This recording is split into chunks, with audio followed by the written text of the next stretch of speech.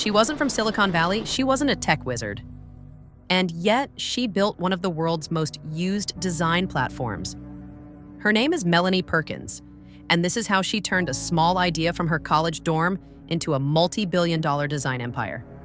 Welcome to Born to be Rich. Back in university, Melanie was teaching design tools like Photoshop and InDesign, and she noticed something. People were overwhelmed. The software was too complex, too expensive, and not beginner-friendly. That's when she thought, what if anyone could design without needing to be a designer? So she and her boyfriend, Cliff Obrecht, built a small tool called Fusion Books. It lets students create their own school yearbooks, online, easily. No investors, no developers. Just hustle, heart, and working out of her mom's living room in Perth, Australia.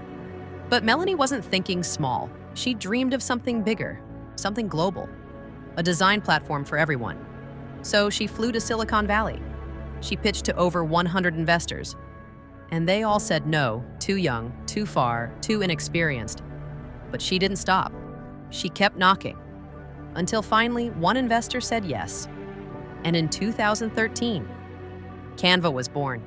Canva exploded. It grew from a tiny startup to a global phenomenon, used by over 100 million people in more than 190 countries. From Instagram posts to business decks, everyone was suddenly designing like a pro. No expensive software needed. And today, Canva is worth over $26 billion, and Melanie is one of the youngest self-made billionaires in the world. But what's most powerful about Melanie isn't just the wealth, it's the why. She's pledged to give most of her fortune away through the Canva Foundation. She's breaking startup stereotypes, proving that you don't need to be a tech bro to build a tech empire. She's shown that kindness, purpose, and persistence can win, even in a cutthroat world. Melanie Perkins didn't just create a design platform. She designed a movement, from a student idea to a global solution. So what's stopping you? This was episode 3 of Born to be Rich. Like, share, and subscribe. Because stories like these prove one thing. You don't need to be born rich to end up there.